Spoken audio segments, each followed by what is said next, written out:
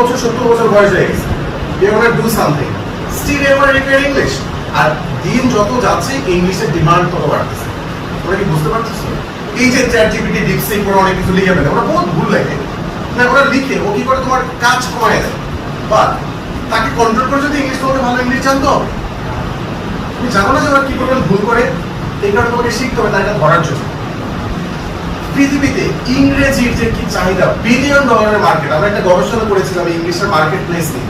আমাদের একটা অ্যাসোসিয়েশন আছে যে ইংলিশ গ্র্যাজুয়েটসদের একটা অ্যাসোসিয়েশন। তো জুনিয়ররা ইংলিশে পড়ালেখা করার পর তারা বলে ভাইয়া কেন ইংলিশে জানি না কেন ইংলিশ কে পড়তেছে। ম্যাক্সিমাম পোলাপান, আমি ইন্টারভিউ 90% পোলাপান ইন্টারভিউ, তারা কি বলে যে ভাই অন্য কোনো সাবজেক্ট পাইলে আই ডু ইংলিশ। এটাই রিয়ালিটি। আমার ক্ষেত্রে এরকমই হয়েছিল, আমি বিবিএ মানে সিইউনিতে পাইনি পরে ইংলিশ নিয়েছে। সো ম্যাক্সিমাম পোলাপান ইংলিশটা কেন কোনো সাবজেক্ট পাইলে দেয়, এবং they don't know what to utilise it.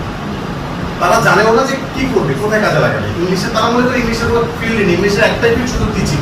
Completely wrong idea. Everywhere you will require English. আর ইংলিশের ডিমান্ড হচ্ছে $1 বিলিয়ন ইয়ারলি মার্কেট, মানে ইয়ারলি এটার এই মার্কেটটা হচ্ছে কয়েক $1 বিলিয়ন।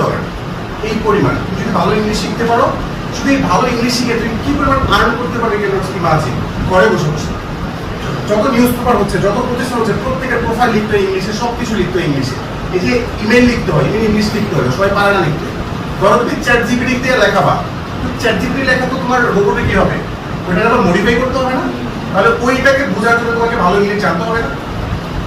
সো অ্যাপ্লিকেশন বা ফর্মাল লেটার সব জায়গায় লাগে। আমাদের কর্পোরেট ওয়ার্ক তো পুরোটাই ফর্মাল। তো সেখানে কথাবার্তা ফর্মাল, সব কিছু তোমাকে ফর্মালি করতে হবে। যে কোনো বিষয় তুমি যদি রিটেন রেকর্ড রাখতে পারো, that's very easy for you. তো